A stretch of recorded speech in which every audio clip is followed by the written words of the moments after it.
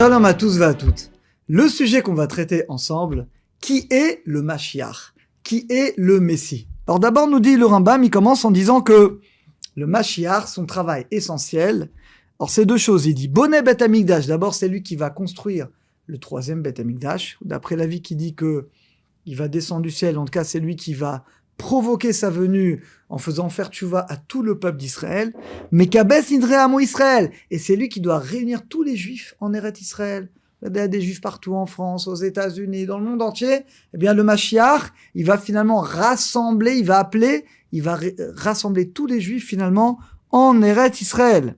Vechozrim kol mishpatam. Et donc, toutes les lois de la Torah vont se remettre en place.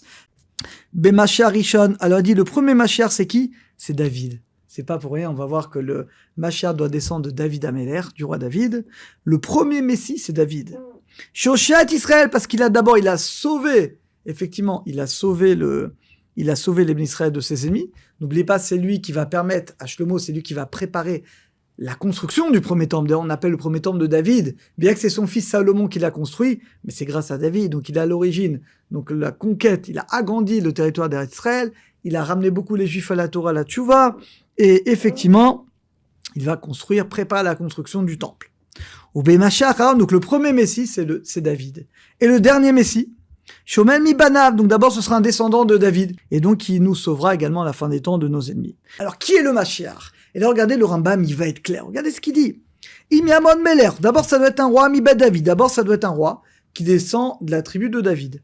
Oge Batora, qui étudie la Torah sans cesse, et qui fait les misotes comme David, comme le roi David. Donc on parle de quelqu'un qui a un niveau, un amour pour Hachem extraordinaire, une crainte d'Hachem incroyable. Kefi Torah chez Beirtav ou Balpé, il connaît tout.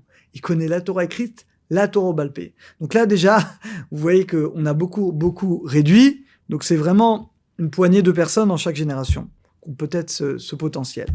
Ve'achov kol Israël. Et regardez, il va obliger le peuple d'Israël d'aller dans la Torah. Ça qu'on parle d'un maître d'un niveau tellement grand qui va réussir à ramener les brebis égarées, et même les gens les plus éloignés, il va les ramener à la Torah. L'Ilachem, il va également faire les guerres contre nos ennemis. Rebecheskat. Alors regardez, s'il fait ça, donc on a dit c'est un roi qui descend du roi David, il a un niveau de Torah, il connaît toute la Torah écrite, toute la Torah orale, il fait les guerres d'Israël, et bien dans ce cas-là, ou Becheskat, il a une présomption d'être le Mashiach. C'est pas sûr encore, mais il a une présomption.